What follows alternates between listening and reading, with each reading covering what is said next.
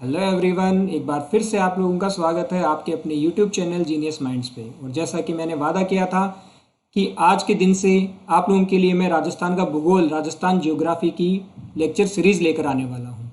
तो इसीलिए आज हम लोग सबसे पहला लेक्चर स्टार्ट करेंगे राजस्थान की उत्पत्ति, ओरिजिन ऑफ राजस्थान। और उससे पहले मैं आप सब लोगों का धन्यवाद करना चाहूँगा। आप लोगों का काफ़ी अच्छा सपोर्ट मिला। ये जो मैंने इनिशिएशन लिया है, इसके पीछे आप लोगों की ही एनर्जी छुपी हुई है। और काफ़ी सारे स्टूडेंट्स के भी काफ़ी अच्छे रिव्यू आए और मैं भी आप लोगों से वादा करता हूँ कि काफ़ी अच्छा कंटेंट मैं आपको प्रोवाइड करने की कोशिश करूँगा। तो चलिए आइए शुरू करते हैं आज राजस्थान की उत्पत्ति।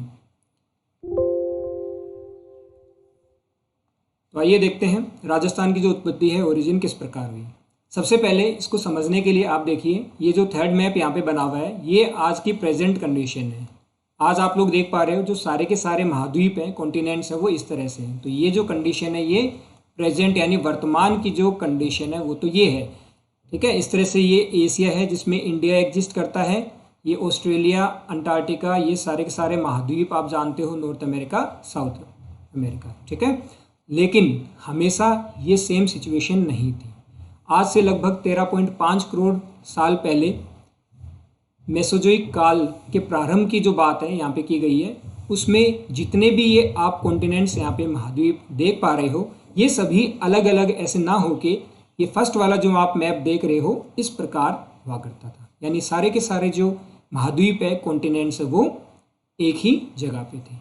और उन सबको क्या कहा जाता था, इस पूरे के पूरे पार्ट को कहा जाता था पेंजिया। तो सबसे पहली चीज़ आपको ये नाम ध्यान में रखना है, पेंजिया। और जो पानी वाला पोर्शन हो गया, समुद्र वाला पोर्शन हुआ, उसका जो नाम था वो क्या था, पेंथालासा। तो सबसे पहले दो टर्म्स आपको ध्यान में रखनी है, पेंजिया और पेंथालासा।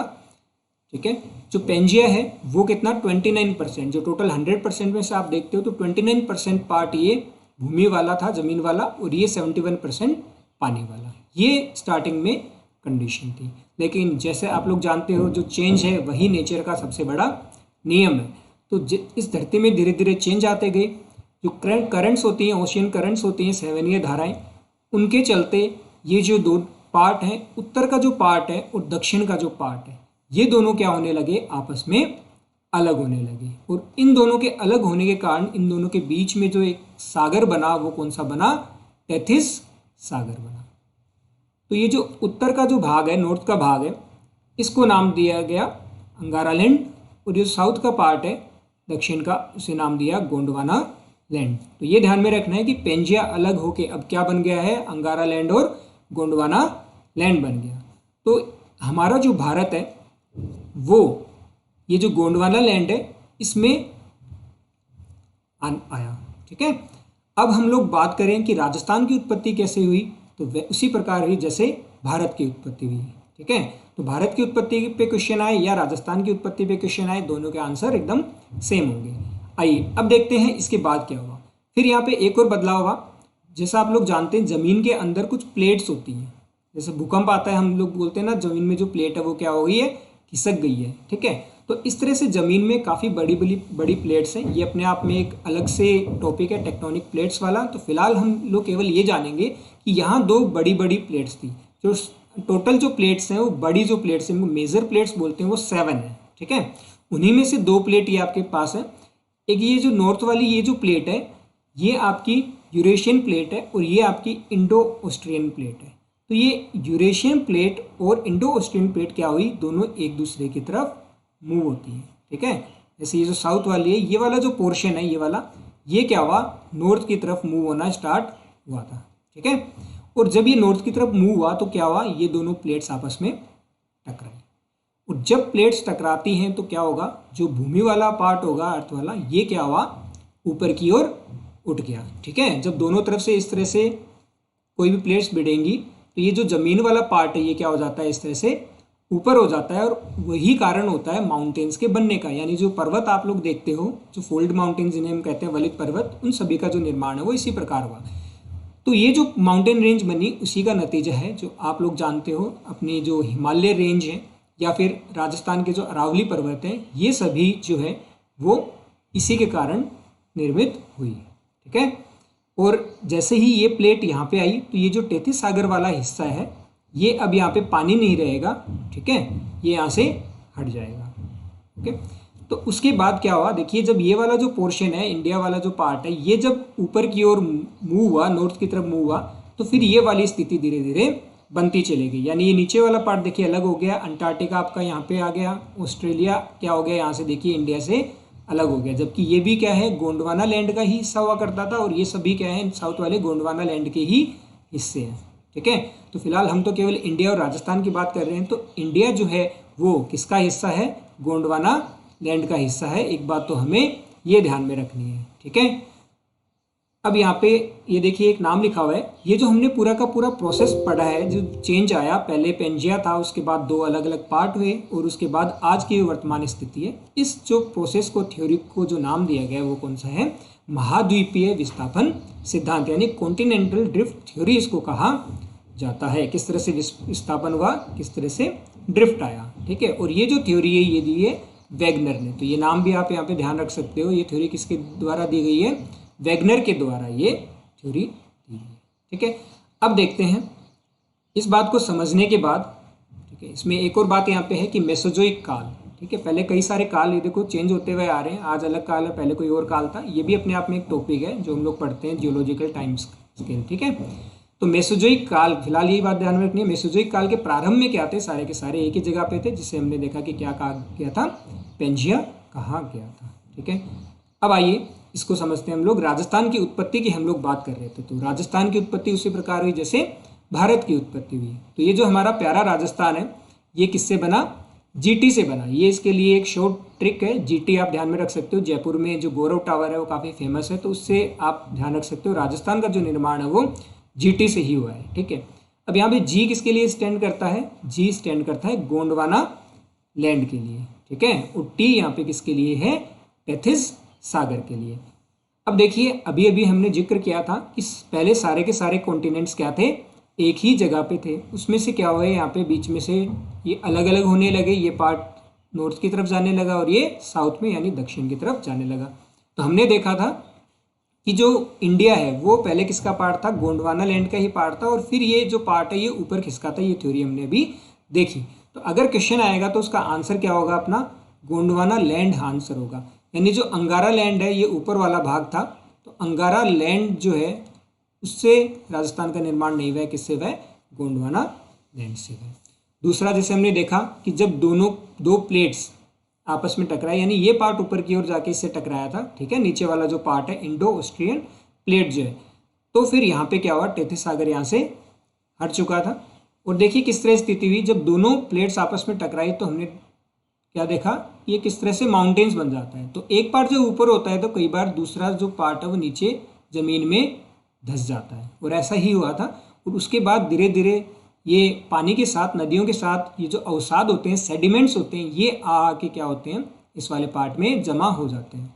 और उसी का कारण है ये जो आप लोग जानते हैं, अपने इंडिया के अंदर गंगा के जो प्लेन्स हैं, ठीक है, गंगा के प्लेन से ये जो यूपी, ठीक है, ये जो यूपी वाला, बिहार वाला, ये जो गंगा के आसपास वाला सारा का सारा भाग है, ये इसी तरह से निर्माण इसका हुआ है। ठीक है, ये बात हमें ध्यान में रखनी है। तो यानी कि टेथिस सागर जहाँ हुआ करता था वहाँ अब इस तरह से क्या हुआ, माउंटेन्स बन गए, और ये क्या बन गए, यहाँ पे प्लेन्स बन गए। तो हमें ये ध्यान में रखना है कि राजस्थान का जो निर्माण हुआ है वो किससे हुआ है, जीटी से हुआ है, गोंडवाना लैंड और टेथिस सागर से। ठीक है, और देखिए जैसे मैंने कहा कि यहाँ पे पहले क्या होता था, टेथिस सागर हुआ करता था, उसी से राजस्थान का निर्माण हुआ, और उसी के कारण हम लोग जानते हैं कि ये इसका प्रूव है एक तरह से कि राजस्थान में खारे पानी की झीलें हैं।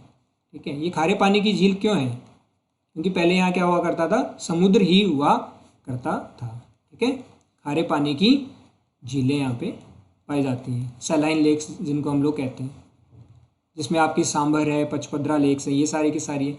दूसरा, यहाँ पे जो समुद्री जीवाश्म होते हैं, ठीक है, ओशियन के जो फॉसिल्स होते हैं, वो सारे के सारे यहाँ पे पाए गए हैं। और आप लोग देख रहे हो यहाँ पे समुद्री खनिज यहाँ पे मिले हैं। ठीक है, मिनरल्स यहाँ पे इस तरह के मिले हैं। ये भी ये दर्शाते हैं कि यहाँ पे पहले टेथिस सागर ही हुआ करता था। मिनरल्स कौन कौन से हैं, देखो, जैसे तेल है, ये समुद्र में निकलता है, ये हमारे रेगिस्तान में भी निकल रहा है यहाँ पे।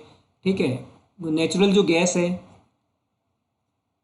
ठीक है, नेचुरल गैस होगी, या कोयला आपका हो गया, कोल हो गया, ये सभी के सभी मिनरल्स भी यहाँ पे मिलते हैं और खाने पानी की झीलें हैं। ये सभी इस बात को प्रूव करती हैं कि राजस्थान का जो पश्चिमी राजस्थान वाला भाग है या जो मैदान वाला भाग है, ये किससे निर्मित हुआ है?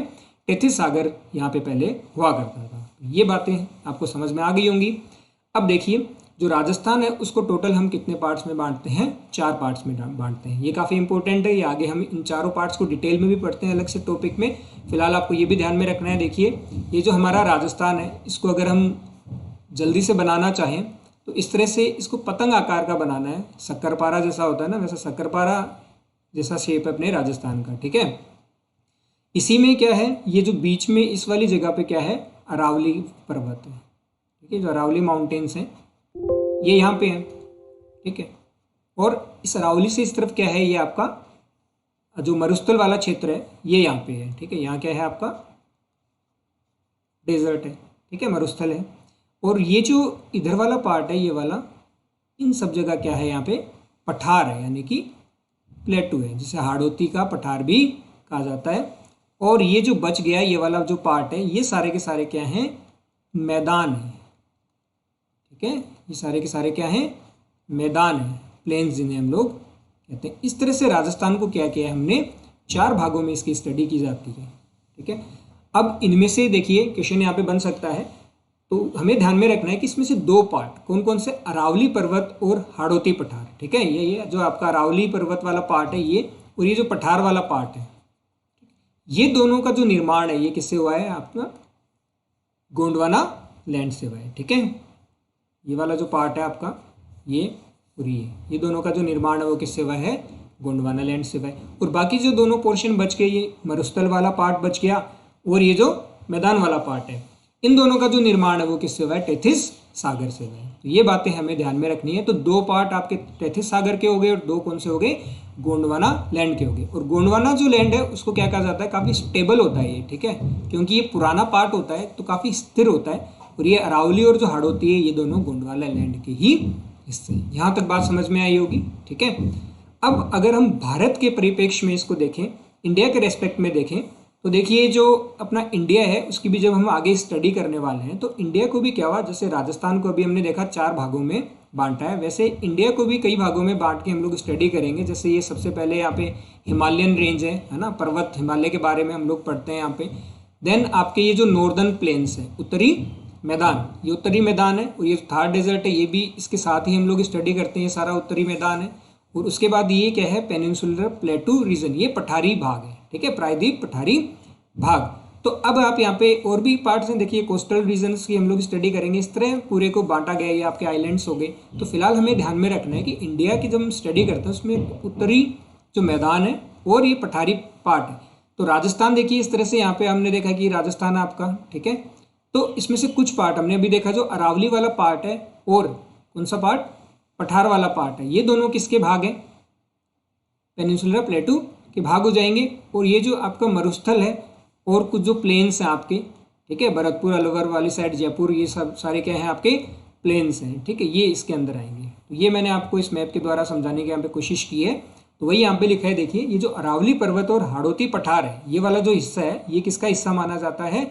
जो भारतीय प्रायद्वीपीय पठार है, इंडियन पेनिनसुलर प्लेटू है, उसका भाग माना जाता है। जबकि ये जो डेजर्ट और ईस्टर्न प्लेन्स यानी टेथिस सागर से जिनका निर्माण हुआ है वो किसका भाग है? उत्तरी विशाल मैदान का भाग है।